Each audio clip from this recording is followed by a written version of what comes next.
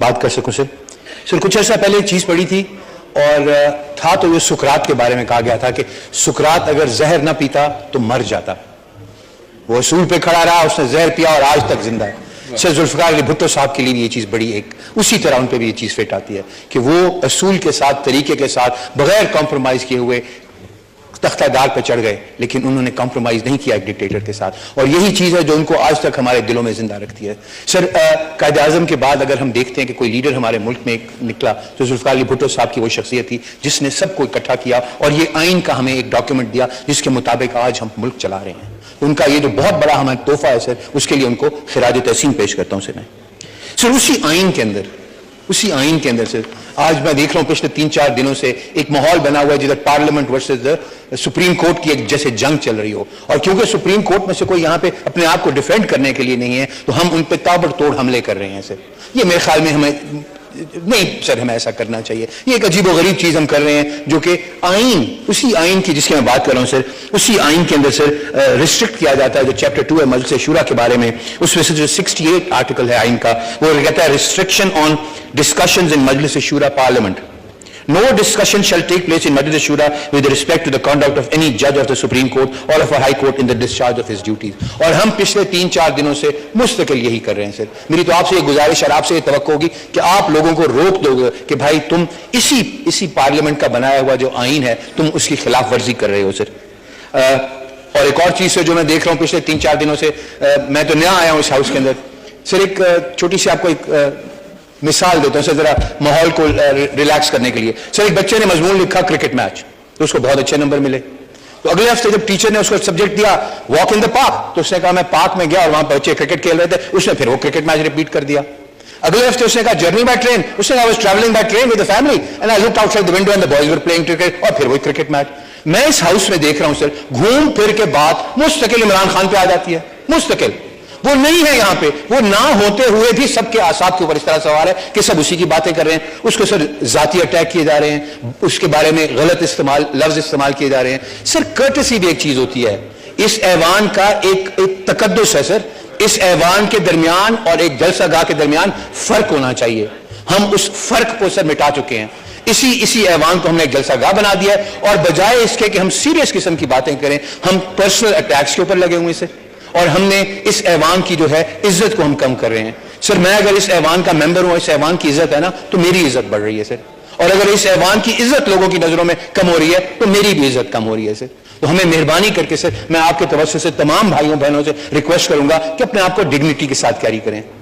कहा जाता है कि जब कोई आदमी अपनी जबान खोलता है और जो अल्फाज का वो चुनाव करता है और जिस लहजे में वो बात करता है वो उसकी पिछले 40, 50, 60 साल की उम्र का निचोड़ होते हैं कि उसकी पैदाइश कैसे माहौल में हुई है, उसकी तरबियत कैसे माहौल में हुई है, कहां पला बढ़ा है। और जिस किस्म की जबान मैं इस हाउस में देख रहा हूं सर मुझे तो अफसोस हो रहा है सर। मैं सर फिर क्रॉस टॉक के लिए आपसे गुजारिश है कि मना कर दें sir. No cross talk please sir. मेरी सर यही गुजारिश है कि हम इस अपने आप को डिग्निटी के साथ कैरी करें सर, इस ऐवान की एक डिग्निटी बनाएं सर, बजाय इसके कि हम इसको माजरत के साथ सर मछली बाजार बनाएं सर। बहुत अच्छी सर। एक अभी फिर मैं देख रहा हूं सर कि अभी भी आज एक फैसला आया है सुप्रीम कोर्ट का, उसके ऊपर भी आज ये क्रिटिसिज्म हो रही है सर। एक लैटिन की लीगल टर्म है, शायद मेरी प्रोनाउंसिएशन सही ना हो सर, फिएट जुस्टिशिया रूएट सिलम सर। इसका ट्रांसलेशन ये है sir, let justice be done though heavens fall.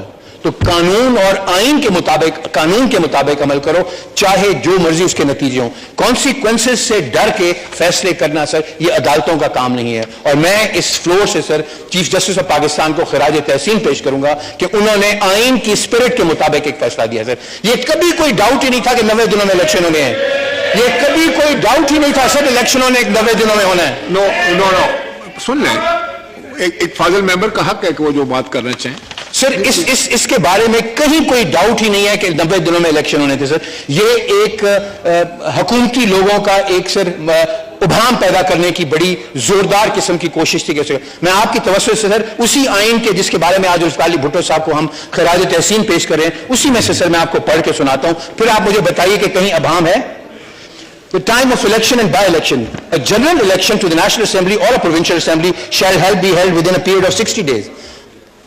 Immediately following the day on which the term of the Assembly is due to expire. इसमें assemblies नहीं कहा गया कि सबको इकट्ठे लेना है, अगर नेशनल असेंबली का या किसी प्रोविंशियल असेंबली का टाइम खत्म हो रहा है, असेंबली को इंडिविजुअली एड्रेस किया गया है, unless assembly has been dissolved sooner and the result of such. और जब वो डिसॉल्व सूनर होगी तो सर वो 224 का 2 ही ये कहता है, व्हेन द नेशनल असेंबली और अ provincial assembly is dissolve, when a national assembly और अ प्रोविंशियल असेंबली, तो ये चीज वाजे करती है कि ये मुख्तलिफ वक्तों पे हो सकते हैं। कहीं ये नहीं लिखा कि नेशनल असेंबली और प्रोविंशियल असेंबली में इकट्ठे ही डिसॉल्व होना है या इकट्ठे ही उनका इलेक्शन होना है। व्हेन द नेशनल असेंबली और provincial assembly is dissolve, a general election to the assembly shall be held with a period of 90 days after the dissolution and the results of the election shall be declared not later than 14 days after the conclusion of the polls. कहीं पे ये शक और गुंजाइश ही नहीं थी कि 90 दिनों से आगे कहीं जाना है। पंजाब की असेंबली सर 14 जनवरी को खत्म हुई थी सर, तो 90 दिनों के अंदर उसके अंदर इलेक्शन होने थे सर। उसके बारे में एक शेड्यूल की भी नोटिफिकेशन की गई, उसके ऊपर से फिर तो आज जो सुप्रीम कोर्ट के का जो फैसला आया है सर, उस फैसले ने नजरिया जरूरत को हमेशा के लिए दफन कर दिया सर। हम हमेशा ये कहते हैं कि अगर ये हो जाएगा तो अगर हमने कानून पे अमल कर लिया, हमने आइन पे अमल कर लिया तो ये मुश्किल